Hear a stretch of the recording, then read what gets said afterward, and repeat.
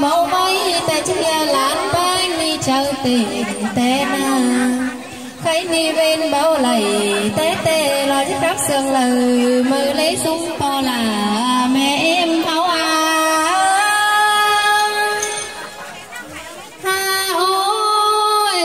ăn và khắp sương tắm tê giàn bao xôm chờ lúng cân đến non chia ơi sương sung tê giàn bao xôm chờ bà ha ba khó pa tàn và là thứ chút buồn dưng lên nơi xuống po là xuống mẹ em thao ha ôi bật ma khơi ni nhớ mi phúc lù lún thao ná nò nhớ mi buồn cành nên lan là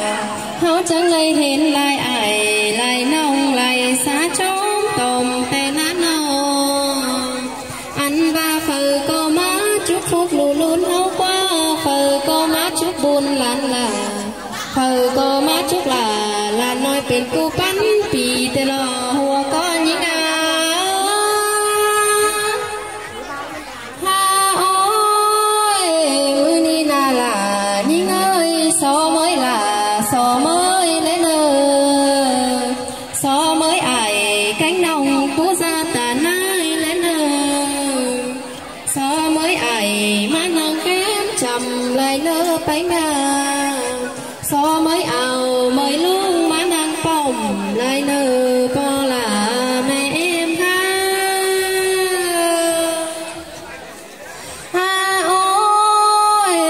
mới em bà du phai tờ sạch má chầm lại nơ nô mới lúng năng phai lừa sạch má chầm sờ phai ni bang cưới là nói hó ni chỉ muôn ầu đời tê nà hùa có những ha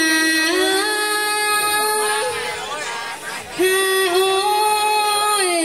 chi bao bang xưa hít lo mộng lơ lơ lo chi bao bang xưa không háo sầu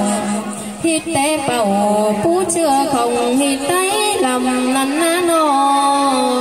ăn ba bằng cưới lòng mũi âu bời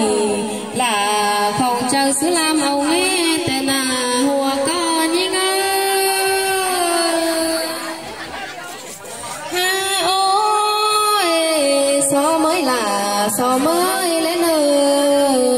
so mới pin nồng âu cần má năng kém pan lên so mới âu cần má năng kín lầu pin nồng ơi phở quen nà cần tê coi chương cần mai nà ăn và phở quen tà cần thứ coi chứa cần tàu cháu chí thầu tê tê ho trắng thìn cần lo nỡ nô cháu và bố mí bằng tới lòng lũi sông nồi ho trước đây phục nà mẹ ni chân món ta hình lỡ nó xuống po là mẹ em hoa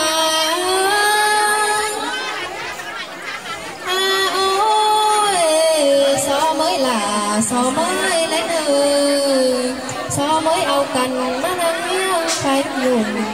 khi nào ơi phải biết chu coi chớn chu lên nơ phải biết bàn coi chớn bàn nên em kết lầu thơ có chút chết lầu phát đi ta gớt lắm kề lên nơ xuống po là mẹ em thao ôi so mới là so mới lấy nơ mới pin nông số lòng ná má nơ mới ao chú cốt lo nà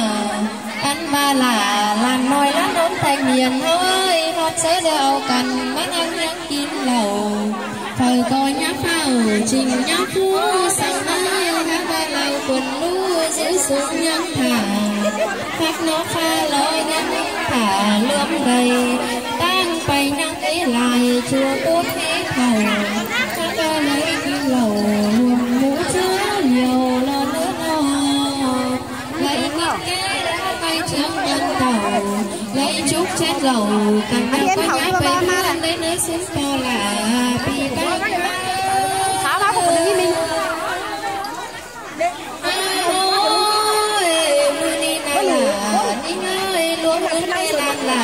đi bốc phở lấy ngon